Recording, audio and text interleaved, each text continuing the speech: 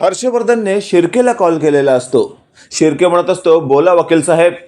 हर्षवर्धन म्हणत असतो, शिर्के साहेब, विक्रांतला जरा माझ्या ऑफिसमध्ये पाठवा, त्याच्याशी केस संदर्भात बोलायचं आहे. हे वाक्य ऐकल्यावर शिर्के म्हणत असतो, वकील साहेब, जर असं असेल ना तर मला वाटतं तुम्ही आमच्याच घरी या. हे वाक्य ऐकल्यावर आता हर्षवर्धन म्हणत असतो, शिर्के साहेब, अशा केस संदर्भात बोलण्यासाठी प्रत्येक वेळी तुमच्या घरी येणं योग्य दिसत नाही. मीडियाची आपल्यावर नजर असू शकते. त्यावेळेला शिर्के म्हणत असतो, वकील साहेब, तुम्हाला तर माहिती आहे माझा मुलगा विक्रांत हा कसा माजोरडा झाला आहे. त्याला तुम्ही काही समजवायला जाल आणि त्याने जर तुमचं समजून नाही घेतलं तर तिथे मी असणं आवश्यक आहे. त्यावर हर्षवर्धन म्हणत असतात, असं असेल ना तर शिर्के साहेब तुम्ही सुद्धा या. हे वाक्य ऐकल्यावर आता शिर्के म्हणत असतात, ठीक आहे, मागच्या वेळेला तुम्ही आमच्या इथे आला होतात, आता आम्ही तुमच्या इथे येतो. आणि तेवढ्यात दोघांनीही फोन ठेवलेला असतो. इकडे आपण पाहतोय आता विक्रांत तयार होऊन त्याच्या बेडरूममधून बाहेर पडलेला असतो आणि तो त्याच्या मित्रांबरोबर बाहेर जाणार असतो. तेवढ्यात त्याच्या बापाने म्हणजेच आमदार शिर्केने त्याला अडवलेलं असतं आणि असं म्हटलेलं असतं, काय चिरंजीव, कोणीकडे निघाली तुमची स्वारी. त्यावेळेला विक्रांत म्हणत असतो, पप्पा, किती वेळा सांगितलंय तुम्हाला असं बाहेर जाताना मध्ये टोकायचं नसतं. त्यावेळेला आमदार शिर्के म्हणत असतो, पप्पाच्या लाडक्या, एक गोष्ट लक्षात ठेव, जर कुठे बाहेर भटकायला जात असशील ना तर तुला जाता येणार नाही. हे वाक्य ऐकल्यावर आता विक्रांत म्हणत असतो, पप्पा, मला अशी अडीबाजी करायची नाही, मला अजिबात आवडत नाही. हे वाक्य ऐकल्यावर आता शिर्केने थेट विक्रांतचा कानच धरलेला असतो आणि पिरगळलेला असतो. शिर्के म्हणत असतात, अरे नालायका, जरा तरी विचार कर मी का असं म्हणतोय. अरे पद्मा केस प्रकरण सुरू आहे ना आणि आज तुला वकील साहेबांना भेटायला जायचं आहे. त्यावेळेला विक्रांत म्हणत असतो, मी भेटायला जाऊ. त्यावर आमदार शिर्के म्हणत असतात, अरे नालायका, तू स्वतःला आमदार समजतोस का? माझा मुलगा आहेस म्हणून कोण लागून गेलास तू? चल, मी सुद्धा तुझ्याबरोबर येतोय वकील साहेबांच्या ऑफिसमध्ये. हे वाक्य ऐकल्यावर आता विक्रांत खूपच चिडलेला असतो. लगेचच आता तो त्याच्या मित्रांना कॉल करतो आणि सांगत असतो, आजचं कॅन्सल आणि लगेचच त्याने फोन ठेवलेला असतो. इकडे आपण पाहतोय आता हर्षवर्धन हा त्याच्या ऑफिसमध्ये बसलेला असतो आणि तो केस संदर्भात स्वतःच्या मोठ्या मुलाबरोबर चर्चा करत असतो. आदित्य म्हणत असतो, डॅड, तुम्ही जे काही करताय ते योग्यच असणार आहे, पण जरा तरी विचार करा, काल आपल्या घरामध्ये जे काही प्रकरण घडलं आणि त्यानंतर तुम्हाला जर असं वाटत असेल की खरंच पद्माला न्याय नाही मिळाला पाहिजे आणि विक्रांत वाचला पाहिजे, तर खरंच ते योग्य आहे का?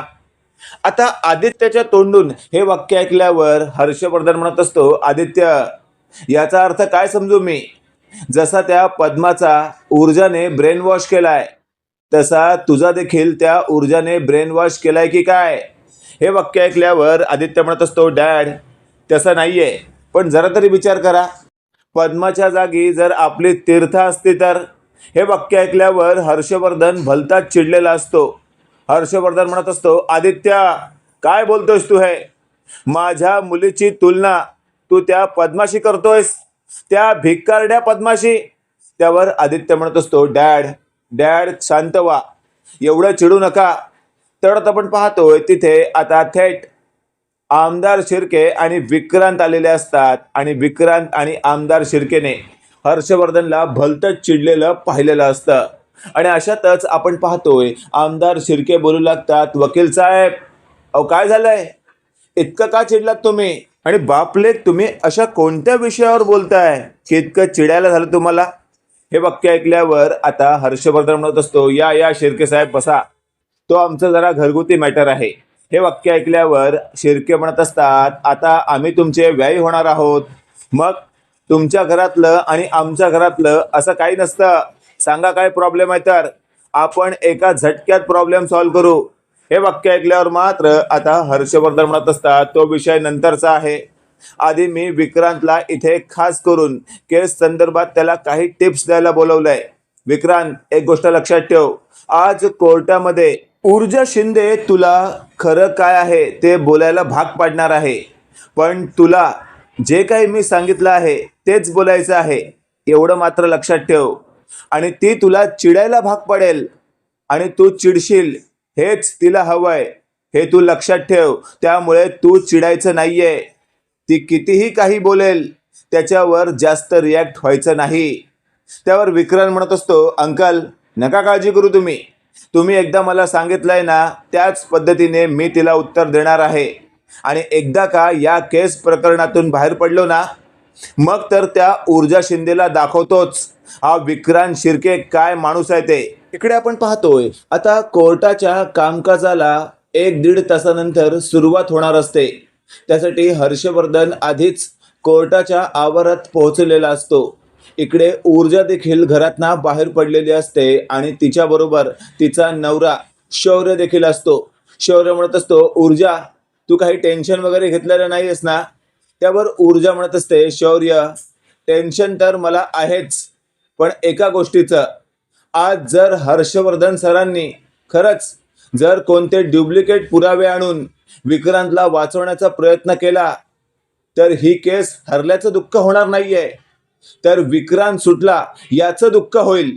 हे वाक्य ऐकल्यावर आता शौर्य म्हणत असतो, ऊर्जा नको काळजी करूस, तू ज्या पद्धतीने या केसचा अभ्यास केलायस ना तू, मी तुला खात्रीशीर सांगू शकतो या केसला तू वेगळं वळण देणार आणि जज साहेबांना थेट विक्रांतला शिक्षा करण्यासाठी तू भाग पाडणार. आता शौर्याच्या इतक्याशा बोलण्यानेही ऊर्जाला पॉझिटिव्ह वाटत असतं. इकडे आपण पाहतोय कोर्टात आता दोन्ही पक्षाचे वकील पोहोचलेले असतात आणि थोड्याच वेळात कोर्टाच्या कामकाजाला सुरुवात होणार असते. आणि तेवढ्यात जज आलेले असतात आणि सगळेच आता उठून उभे राहतात. जज साहेब बसल्यानंतर कोर्टाच्या कामकाजाला सुरुवात झालेली असते. एक एक करून आता सगळे पुरावे हर्षवर्धनने जज साहेबांसमोर सादर केलेले असतात आणि ते पुरावे पाहता जज साहेब म्हणत असतात, हे सगळं पाहता हेच सिद्ध होत आहे की हा विक्रांत शिर्के तूर्तास तरी दोषी नाहीये, त्यामुळे त्याच्या विरोधात कोणतीही कारवाई करता येणार नाही. हे वाक्य ऐकल्यावर मात्र आता हर्षवर्धन समोर असलेली ऊर्जा चांगलीच कमजोर झालेली असते आणि तिला एकदमच निराशाजनक वाटत असतं. पण तेवढ्यात आपण पाहतोय आता कुमुदिनीची कोर्टात एंट्री झालेली असते आणि कुमुदिनीने ऊर्जाला डोळ्यांमार्फत इशारा करत म्हटलेलं असतं, मी तुला काल एक टिप्स दिली होती, त्या टिप्सचा वापर कर. त्या विक्रांतला खरं बोलण्यासाठी भाग पाड. तो विक्रांत नक्कीच चिडेल आणि चिडलेल्या स्वरूपात तो खरं काय ते बोलेल. आता ऊर्जाला कळून चुकलेलं असतं की आजीने काल आपल्याला दिलेली टिपच आपल्याला वापरावी लागणार आहे आणि या केसला वेगळं वळण द्यावं लागणार आहे. तेवढ्यात आपण पाहतोय आता जज साहेब म्हणत असतात, ॲडव्होकेट ऊर्जा जहागीरदार तुम्हाला काही बोलायचं आहे का? कारण हर्षवर्धन जहागीरदार यांनी दिलेले पुरावे हेच सांगत आहेत की विक्रांत दोषी नाहीये आणि तुमच्याकडेही असा कोणता पुरावा दिसत नाहीये ज्याच्या आधारावर मी विक्रांतला शिक्षा सुनावू शकतो. त्यावर ऊर्जा म्हणत असते, जज साहेब मला फक्त पुढची 10 मिनिटं द्या. पुढच्या 10 मिनिटांमध्ये विक्रांत दोषी आहे हे तुम्हाला मी सिद्ध करून दाखवीन. हे वाक्य ऐकल्यावर हर्षवर्धन म्हणत असतो, जज साहेब मी तुम्हाला सांगतो ही जी ऊर्जा जहागीरदार आहे ना, ही कोर्टाचा वेळ वाया दबडते. पुढच्या 10 मिनिटात कोणता तीर मारणार आहे ही सांगा ना जज साहेब, तुम्हीच विचार करा. आतापर्यंत ही काहीच करू शकली नाही, तर पुढच्या 10 मिनिटांमध्ये ही काहीच करू शकणार नाहीये. त्यामुळे हिला तुम्ही 10 मिनिटं देऊ नका. लगेचच केसचा निकाल लावा आणि विक्रांतला निर्दोष सोडून या पद्मालाच 6 महिने तुरुंगात टाका. हे वाक्य ऐकल्यावर आता ऊर्जा म्हणत असते, हर्षवर्धन जहागीरदार हे काय बोलताय तुम्ही? जिचा काहीही गुन्हा नाहीये, जिने काहीही केलेलं नाहीये, तिच्यावर तुम्ही एखादा गुन्हा लादवण्याचा आणि तिला 6 महिने शिक्षा करण्याचं जी काही ॲडवाईस तुम्ही जज साहेबांना देताय ना, ती चुकीची आहे. जज साहेब तुम्हीच विचार करा, खरंच योग्य आहे का? त्यावेळेला जज साहेब म्हणत असतात, ऑर्डर ऑर्डर. ॲडव्होकेट ऊर्जा जहागीरदार मी तुम्हाला 10 मिनिटं देतोय. तुम्ही तुमच्या पद्धतीने या केसचा निकाल लावायचा प्रयत्न करा. आणि दाखवा खरंच हा विक्रांत शिर्के दोषी आहे का. आणि अशातच आता थेट हर्षवर्धनला आता खूपच टेन्शन आलेलं असतं की नक्की ही ऊर्जा 10 मिनिटात काय करणार आहे. तेवढ्यात आपण पाहतोय आता ऊर्जाकडे कुमुदिनीने पाहिलेलं असतं आणि कुमुदिनी म्हणत असते, कर सुरुवात, मी आहे तुझ्या पाठीशी. आणि अशातच आता ऊर्जा विक्रांत जवळ गेलेली असते आणि विटनेस बॉक्समध्ये असलेला विक्रांत ऊर्जाकडे रागाने पाहत असतो. विटनेस बॉक्समध्ये असलेला विक्रांत म्हणत असतो, काय गे ऊर्जा, तुला काय वाटतं तू मला फुकटचं तुरुंगात टाकणार का. तेवढं सोपं नाहीये. माझा बाप आमदार आहे, आमदार, हे विसरू नकोस. आणि त्याच वेळेला आता हर्षवर्धन मनातल्या मनात म्हणत असतो, हा विक्रांत तर आत्तापासूनच माती खायला लागलाय. अशाने तर पूर्णपणे या केसला पलटवण्यासाठी ऊर्जाला मदतच मिळेल. मला या विक्रांतला आवरायला हवं. आणि अशातच हर्षवर्धन शिर्केकडे पाहून म्हणत असतो, शिर्के साहेब आवरा तुमच्या कुत्र्याला. तेवढ्यात आपण पाहतोय आता शिर्के विक्रांतकडे डोळे वटारून पाहत असतात की विक्रांत गप्प राहा, नाहीतर आज घरात तुला जेवायला देणार नाही, इतकं लक्षात ठेव. बांधून ठेवीन तुला कोणत्या तरी खुंटाला. आणि अशातच विक्रांत गप्प झालेला असतो. तेवढ्यात आपण पाहतोय ऊर्जा म्हणत असते, काय मग विक्रांत शिर्के ना तुझं नाव. हे वाक्य ऐकल्यावर आता विक्रांत म्हणत असतो, आता तुला काय नव्याने माहिती पडलंय का माझं नाव. माझं नाव विक्रांत शिर्के आहे, सगळ्यांना माहिती आहे. आणि मी कोणाचा मुलगा आहे हे देखील माहिती आहे. आणि अशातच आता ऊर्जा म्हणत असते, अरे हो, तुझं नाव विक्रांत शिर्के आहे हे माहिती आहे मला, पण तुला या नावाचा खूपच अभिमान आहे ना, कारण तुझा बाप आमदार आहे. हे वाक्य ऐकल्यावर विक्रांत म्हणत असतो, ए ऊर्जा, एकेरी उल्लेख करायचा नाहीये माझ्या बापाचा, आधीच सांगतो मी तुला. त्यावर ऊर्जा म्हणत असते, एवढा त्रास झाला तुझ्या वडिलांचा, मी एकेरी उल्लेख केला तर तुला एवढा त्रास झाला. आणि तू भर रस्त्यात एखाद्या वयस्कर वडीलधाऱ्या माणसाचा बाप काढतोस, समोरच्या व्यक्तीची काही चुकी नसताना ते तुला चालतं. हे वाक्य ऐकल्यावर हर्षवर्धन म्हणत असतो, जज साहेब, हा कुठला विषय कुठे आणला जात आहे.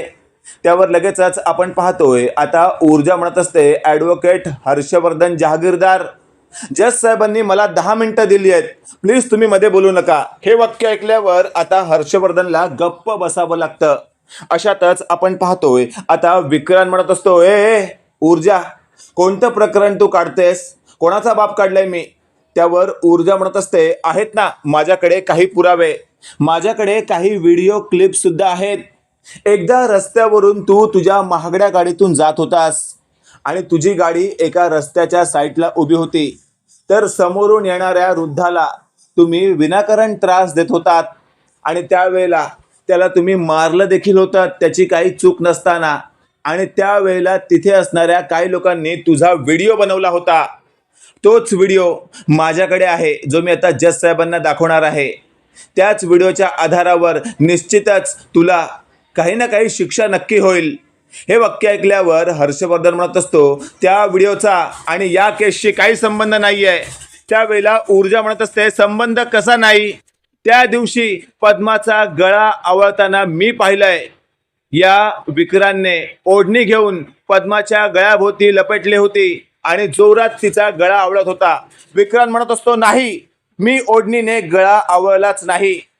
त्यावेळेला हर्षवर्धनला कळून चुकलेलं असतं की आता ही ऊर्जा विक्रांतच्या तोंडून सत्य वधवून घेणारच. आणि नेमकं तेच घडलेलं असतं.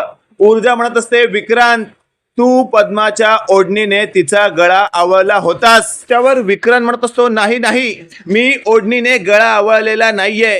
त्यावर ऊर्जा म्हणत असते, अरे आवळलास तू, तू ओढणीनेच गळा आवळलास. त्यावेळेला विक्रांत म्हणत असतो, मी म्हणतोय ना, मी ओढणीने गळा आवळलेला नाहीये. त्यावर ऊर्जा म्हणत असते, जज साहेब, हा खोटं बोलतोय, याने पद्माच्या ओढणीनेच पद्माचा गळा आवळलाय.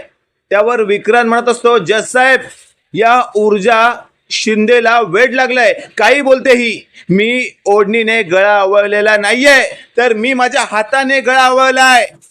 आता नेमकं कोर्टामध्ये सगळेच विक्रांतचं हे विक्राळ रूप पाहत असतात, ज्यात विक्रांत स्वतःच बोलून गेलेला असतो की मी ओढणीने गळा आवळलेला नाहीये, तर मी माझ्या स्वतःच्या हाताने गळा आवळलाय.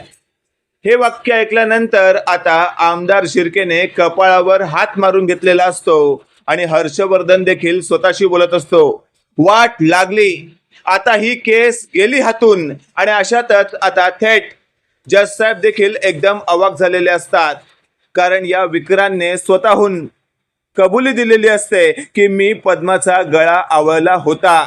अशातच आता ऊर्जा म्हणत असते, जज साहेब मी म्हटलं होतं ना, पुढच्या 10 मिनिटामध्ये मी या केसचा निकाल लावायचा प्रयत्न करीन. बघा, हा विक्रांत शिर्के स्वतःच म्हणत आहे की याने पद्माचा गळा आवळला होता. अशातच आपण पाहतोय आता ऊर्जा म्हणत असते, जज साहेब आता मला तुम्हाला वेगळा कोणता पुरावा द्यायला पाहिजे असं वाटत नाही. बघा, तुम्हीच विचार करा, भर रस्त्यात एखाद्या वयस्कर वृद्धाला अमानुष मारहाण करणे, त्याचा बाप काढणे, अशा व्यक्तीला खरंच आपण समाजामध्ये असंच रस्त्यावर सोडून देणं योग्य आहे का? म्हणजे निर्दोष. प्लीज जज साहेब, तुम्ही या केसचा सखोल अभ्यास केलाच असेल, पण आज विक्रांत जे काही बोललाय त्याच्यावर लक्ष देऊन त्याला कठोरातली कठोर शिक्षा द्या. हे वाक्य ऐकल्यावर मात्र आता विक्रांत चांगलाच चिडलेला असतो. पण जज साहेब म्हणत असतात, ऑर्डर ऑर्डर. विक्रांत शिर्के, जास्त माज आला असेल ना तर आता 2 पोलिसांना तुला कुत्र्यासारखं फटकवायला लावेन, त्यामुळे गप उभा राहा. हे वाक्य ऐकल्यावर मात्र विक्रांत चांगलाच आता गप झालेला असतो. मित्रांनो, आज तर ऊर्जाने कोर्टामध्ये बाजी मारली आहे. हर्षवर्धनला चक्क तोंडावर पाडलंय आणि हर्षवर्धनला आज खरंच कोर्टातून पहिल्यांदाच हारलेलं घरी जावं लागणार आहे, कारण ऊर्जा जहागीरदाराने केस जिंकलेली आहे आणि तीही स्वतःच्या आजे सासूच्या मदतीने. कारण कुमुदिनीने दिलेली ट्रिक ऊर्जाने वापरली आणि ऊर्जा जणू केस जिंकलीच आहे. बाकी मित्रांनो, आजचा हा व्हिडिओ नेमका तुम्हाला कसा वाटला कमेंट करून नक्की कळवा आणि असेच नवनवीन अपडेट पाहण्यासाठी व्हिडिओला लाईक आणि चॅनलला नक्की सबस्क्राईब करा. धन्यवाद.